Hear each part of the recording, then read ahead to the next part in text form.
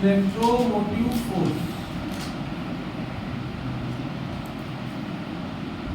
Electromotive force हम लोगों को फिजिक्स में भी पढ़ना है, केमिस्ट्री में पढ़ना है, एक बार पढ़ ले रहे हैं, फिजिक्स में इसको छोड़ दूंगा, ठीक है, स्किप कर दूंगा। इलेक्ट्रोमोटिव फोर्स क्या होता है? अगर कोई सा भी सेल लिया जाए, सेल मतलब इलेक्ट्रोकेमिकल सेल, अगर हम लोग कोई सा भी इलेक्ट्रोकेमिकल सेल लेते हैं तो उस इलेक्ट्रोकेमिकल सेल में हमको पता है कि केमिकल एनर्जी किस में कन्वर्ट होती है, इलेक्ट्रिकल एनर्जी में कन्वर्ट होती है।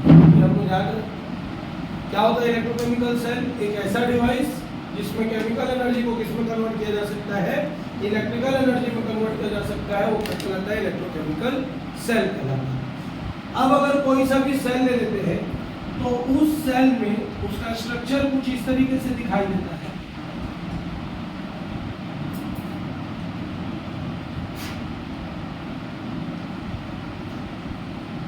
ये सेल होता है।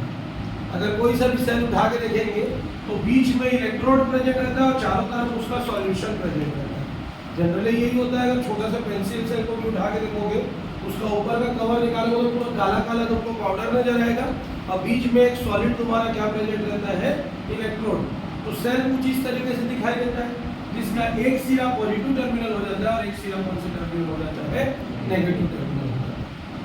अब नेगेटिव टर्मिनल से अगर इलेक्ट्रॉन सेल के अंदर पॉजिटिव टर्मिनल की तरफ मूव करते हैं, नेगेटिव टर्मिनल से अगर इलेक्ट्रॉन सेल के अंदर पॉजिटिव टर्मिनल में मूव करते हैं तो इस इलेक्ट्रॉन को मूवमेंट करवाने के लिए, इस इलेक्ट्रॉन को मूवमेंट करवाने के लिए जितना फोर्स या जितना वर्क का हमको जरूरत पड़ता है वो क्या कहलाता है, हमारा electromotive force.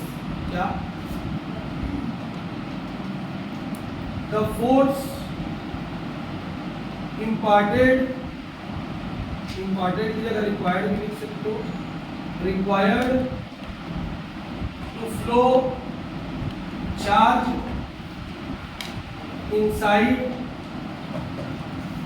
Cell is called electromotive force. Electromotive force cell के अंदर किसी भी चार्ज को एक टर्मिनल से दूसरे टर्मिनल तक लेके जाने के लिए जितना वर्क किया जाता है या जितनी फोर्स की आवश्यकता पड़ती है वो क्या कहलाता है, हमारा क्या कहलाता है, इलेक्ट्रोमोटिव फोर्स। लेकिन अगर सेल के बाहर अगर हम लोग देखें, इसके बाहर देखें, सेल के बाहर देखें, ये जैसे हमारा बैटरी हो गया, इस बैटरी में ये हमारा रेजिस्टेंस हो गया। अब इसमें अगर हमको करंट को फ्लो करना है तो ये क्या कहलाता है, पोटेंशियल। क्या कहलाता है, पोटेंशियल। इसमें सेल के बाहर। लेकिन सेल के अंदर अगर फ्लो करना है तो ये क्या कहलाएगा, तुम्हारा EMF। दोनों में डिफरेंस हो क्या है? सेल के अंदर अगर चार्ज को फ्लो करना है तो उसको क्या बोलेंगे, EMF।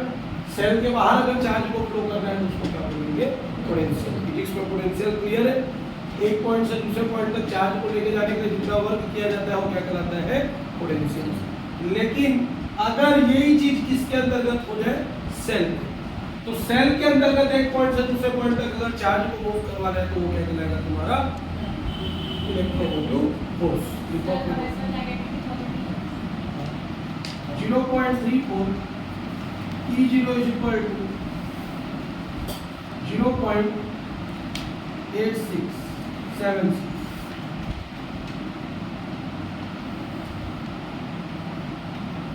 ठीक है, विद्या बताएगी इसमें से एनोड कौन सा है, कैथोड कौन सा है? हाँ, कौन सा? ये कैथोड है और ये एनोड है। माइनस वाला है वो एनोड है, जो प्लस वाला है वो कैथोड है।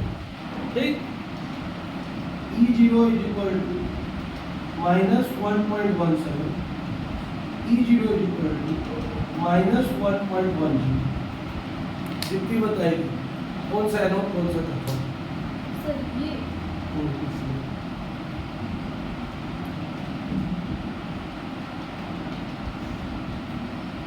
सर दोनों एनोड है। नहीं, मैंने जब पढ़ाते टाइम वर्ड बोला है, और जितना ज्यादा पॉजिटिव और जितना ज्यादा नेगेटिव, मैंने पॉजिटिव और नेगेटिव नहीं बोला, जितना ज्यादा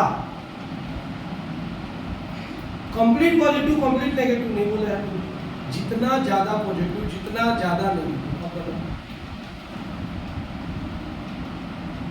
क्योंकि क्वेश्चन तो ऐसा भी आएगा ना,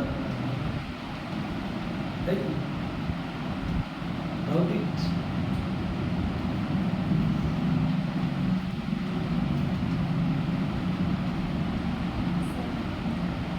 सर पॉजिटिव एनोड। कौन सा है? सर ऊपर वाला क्या ऊपर वाला क्या है? कैथोड। नीचे वाला एनोड। पक्का? तू तेरे को तू ऐसे आ तो यहाँ बैठ, तू आ ना तू मेरे पास, तो फिर मैं वहीं पे आके पढ़ाऊंगा।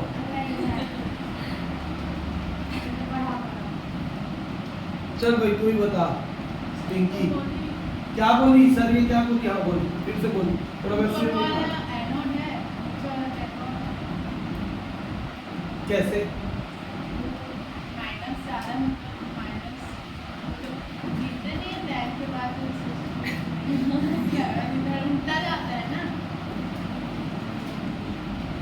ई कैथोड माइनस ई एनोड, ई राइट माइनस ई लेफ्ट, या फिर ई of reduction minus E oxidation.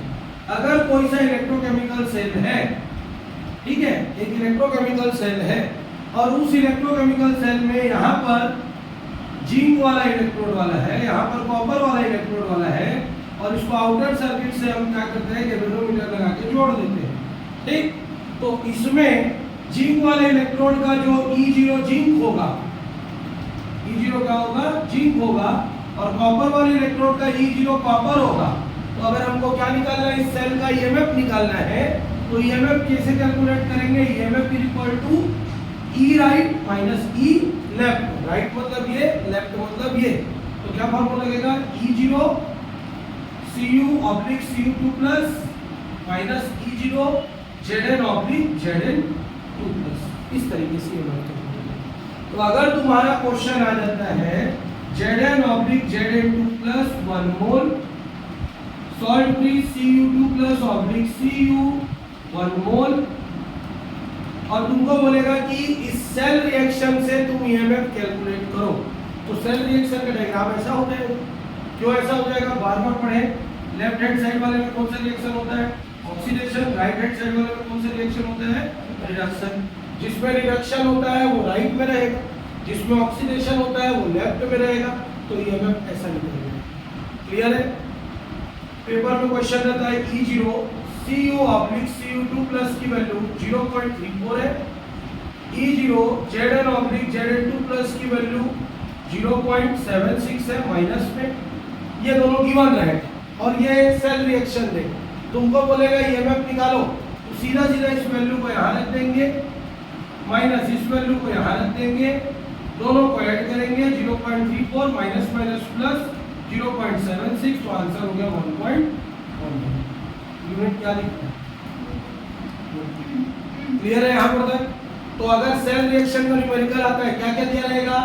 ये रिएक्शन दिया रहेगा, ये वैल्यूज दिया होंगे, तुमको क्या निकालने को बोलेगा? ईएमएफ। तो ये रिएक्शन से क्या पता चल जाएगा? लेफ्ट हैंड साइड में क्या हो रहा है? ऑक्सीडेशन। राइट हैंड साइड में कौन सा रिएक्शन हो रहा है? रिडक्शन। अब लेफ्ट राइट क्लियर हो गया। इस फार्मूला तीनों में से जो फार्मूला याद रहेगा उसको लिख देना और सॉल्व कर देना। क्लियर है? सॉल्व में आया, नोट करो, ये रिएक्शन को नोट करो, वैल्यू नोट करो, फिर इसको नोट करो।